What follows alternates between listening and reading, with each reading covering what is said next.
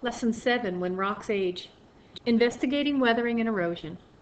You're going to learn that the Earth's surface is constantly changing. In Lesson 7, there are 4 new vocabulary words to add to your science vocabulary. You may pause at any time during this presentation to write in your notebook. Rocks and other materials on the surface of the Earth are constantly worn down or weathered. Physical weathering. This is the wearing down by physical forces such as temperature changes, ice, and growing roots. Chemical weathering.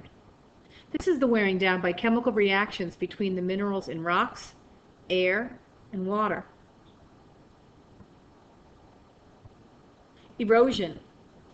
This is when weathered material is moved from one place to another by running water, wind, waves, gravity, and glaciers. Deposition. This is when weathered rock material is moved by water and wind, leaving behind sediment. We have already learned that mountains are formed by the continents crashing together. The Himalayas are an example of mountains that are still forming between the Indian and Eurasian plates. Not many plants or animals can live on these high, sharp, jagged rocks. In contrast, the Appalachian Mountains are an example of very old mountains which are low, rounded, and contain much plant and animal life. What do you think causes mountains to change over time? In this lesson, you will discover what happens to mountains and other land formations as they age. As we have already discussed, physical weathering is caused by physical forces such as temperature changes, ice, and growing roots. Heat causes minerals in rocks to expand or get bigger, while cold makes them contract or get smaller. The process of expanding and contracting over time can weaken or crack the rock. Roots of plants and trees can force themselves into cracks in rocks, as shown in the picture on the right. As the roots grow, they expand and break the rock into smaller pieces. On the other hand, chemical weathering is caused by chemical reactions that occur between minerals in rocks, air, and water. Some plants, such as lichens, produce acids that wear away the surface of rocks. Most chemical weathering is caused by water.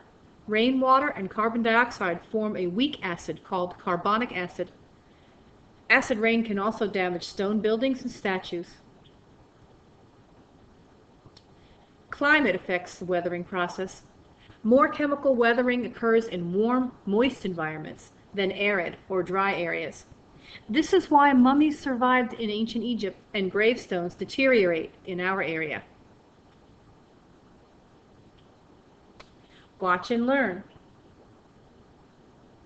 Play this video about physical and chemical weathering. The experiment at the end is one you can conduct at home. Press pause and then play.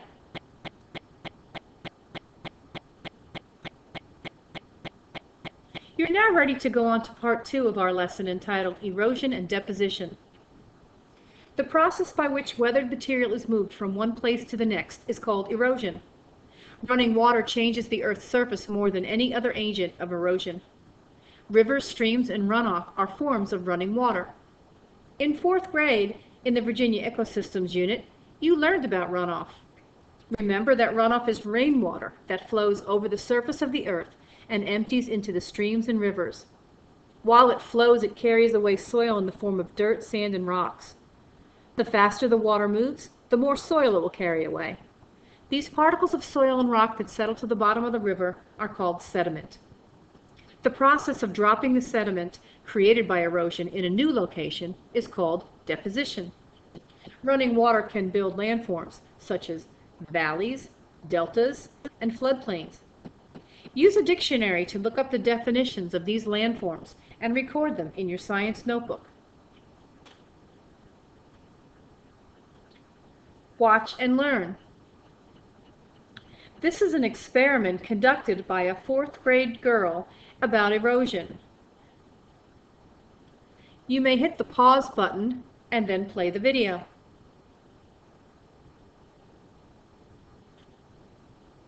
Now that we've reached the end of Lesson 7, well, almost at least, let's take some time to answer these questions. Question 1. There are some types of sea urchin that burrow into rock to make their homes. What type of weathering would this be considered, and why? Question 2. Smog caused by power plants, car pollution, and other human activities reacts with water and sunlight to produce acid rain. How do you think this can lead to weathering of rock? Question 3. Why is grass grown on hills that are by roads? Be sure to use the term erosion in your explanation.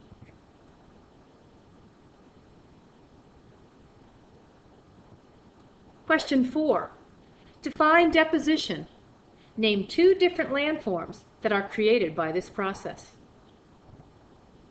And question 5. There are examples of weathering and erosion all around us.